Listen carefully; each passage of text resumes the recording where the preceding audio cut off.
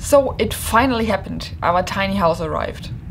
It was very exciting and exhausting at the same time. So here we are the day before. We were on a trip to get some groceries when we received a call that the house was only about 1 kilometer away and they'd like to unload. That was unexpected. Holy shit. So, slight chaos emerged. The house, as you can see, is already very close to us. The second vehicle already arrived at our home and told us that they want to set up the house today, which is actually not possible because the crane isn't here so far. But yeah, we figured out where the house is now. Yeah.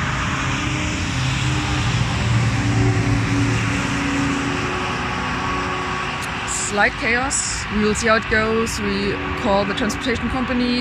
They reassured us. That everything goes as planned. So let's see. As planned here means that the crane would be built up in the afternoon and the house should arrive at night. We needed to do it in this exact order because our street is quite narrow. In fact, it is so narrow that we had to remove our neighbor's fence and also cut down some branches of neighboring trees. We were super lucky that everyone was okay with that. The fence was a bit more problematic though. We disassembled it, but its metal posts are cast in concrete, so we had to cut these off and ask a company to weld them back on afterwards. It worked out well, but sadly my camera decided to take a nap in the midst of the process. At around 4 o'clock, the crane arrived. And let me tell you, it was huge. It's a 220 tons crane from Liebherr, as far as I know. And it had to come really close to the neighboring house, so the lift distance would be as small as possible. Luckily, my parents are said neighbors, so I could film from the roof window, and also it's not a big deal that the crane parked super close in front of that house. The crane can't carry its own counterweight, so you can see some trucks come and go here. They bring the weight elements and also some planes for the crane feet. And piece by piece, the crane then lifts these weight elements on his back. Overall, getting the crane ready took about 3 hours. And yeah, we really needed a crane that size. The lifting distance was around 28 meters and the house weighs around 15 tons. And a bigger crane would not have fitted in that street. So these constraints were essential when we planned the position of our house on the property. And to be honest, there was not much to plan. There was basically one spot where we could put it. After the crane finished building up, the really nerve-wracking part started. Would the house fit into the street? Would the craning work out? We got a call that the truck would start the last 1 kilometer journey at around 11:30. And we could even see that happen. From my parents' house, there's a side connection to the road stop where the truck parked over the day. And precisely at 11:30, we could see some lights blinking that slowly started moving. Sadly, I have no camera that was able to pick up these little tiny lights in the distance. But now we knew it could only take a few minutes until the truck would be in our street. So we walked out and took a look. And actually we patrolled the street every hour or so, so that no car would accidentally park in the way. We found one car that might be in a problematic spot, and also we could not find the owner, and that made us really nervous. But then the truck arrived, and man, it was really fast. But getting into our street was really tricky, even with the cut-off fence. We still got stuck a little bit on one of the trees.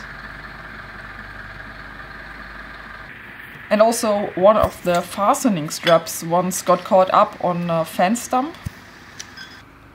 But the driver was a real champ, and after some minutes of maneuvering, he parked our house next to the crane.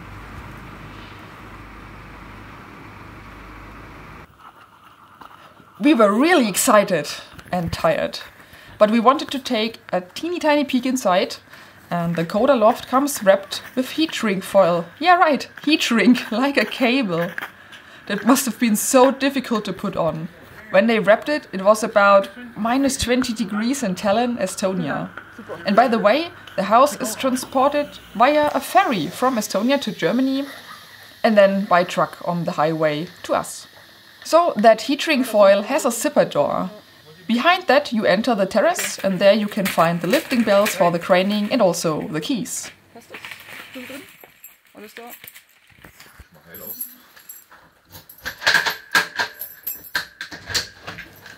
When we first entered the house, it felt like home.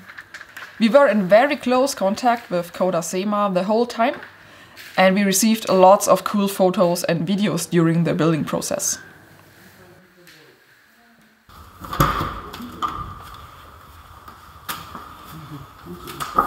Hallo Büro.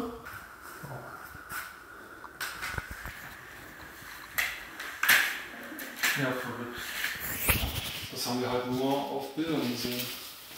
Und dann halt nur den Rahmen damals gehabt. Da war nichts drin. Cool, dann schauen wir mal, wie es morgen weitergeht. In the next morning at 8 o'clock, the craning started. Man, I've never been so nervous in my entire life.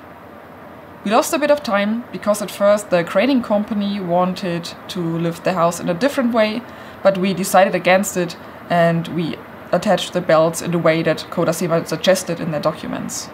And if you look closely, you can see green marks on the bottom of the house. These marks show where the belts should go, because underneath the wrap there are extra wood blocks that protect the house. And another set of protective wood parts are also attached on the top side of the house. When the crane lifted the first few centimeters, you could hear a bit of a crackle. I guess it's from the stretching belts. That felt really scary. But as soon as the house was floating, everything went really fast. Some neighbors had to leave their houses while the KODA was lifted over them. Safety first. But then the crane panned around and carefully brought the KODA over to our concrete point foundations that we prepared.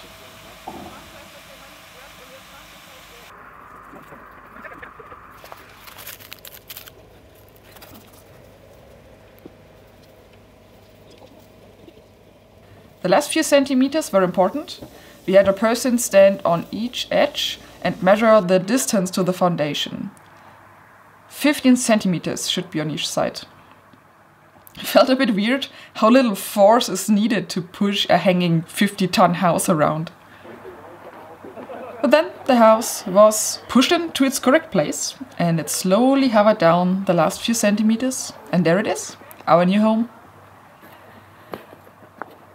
All the stress and anxiety suddenly vanished, and I had a little cry on my boyfriend's shoulder. And after that, I was just happy and very tired.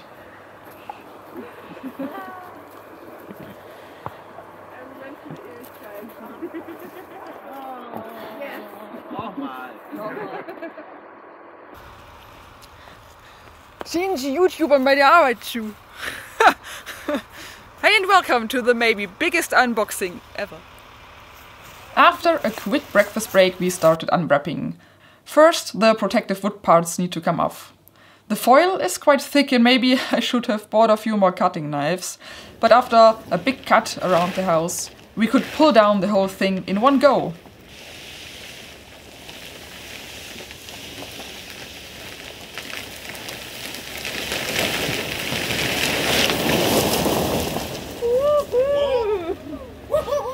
And last but not least, there's some extra protection on the side window that we configured. Also, you can see that the two bottom rows of wood covering are missing. They are removed for transport and are stored on the roof. Alright, I'm sure you're excited to get a proper look inside, right? So let's do a little walkthrough. Hey everyone, so I think it's time for a little room tour in here. Let's first properly close the door. That's a fun thing, by the way. The Estonian or Northern European countries have these fun handles that close when you pull them up. that was new to me. This is our living room now. Have a look around. It smoothly transforms into the kitchen, and we currently have a little sideboard in here with a television. My partner Silvan built this really nice TV board in here. Nice mezzanine, so that's the first room. A nice detail maybe are the nice LED light stripes you can see in the edges over there. They make a very nice and indirect lighting. I like them a lot. Maybe let's have a little peek into the kitchen. Not that tiny actually, I'd say, for the house size, and you have a lot of storage room. Of course, you have like typical drawers in here, a tiny dishwasher over here, and a nice detail that I like very much are these turnable shelves. Like my grandma had similar ones and I loved them. They are very cute and you can pull them out quite far. So you have a lot of storage in here, a little fridge, then here, oven and microwave, and a lot more storage on that side. So I think that's actually plenty of room for a tiny house, and I'm really looking forward to cooking on a new induction stove. And by the way, that's the kitchen, how it comes pre-built. There's nothing we inserted here. This is everything that comes.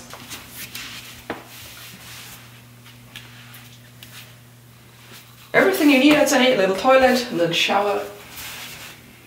So integrated into the kitchen is this little staircase that comes up to this mezzanine space over here. We have a really great look outside of the window. This is really nice. Have a look. In that little corridor there is enough space to put a full-sized washing machine in here. That's the second room.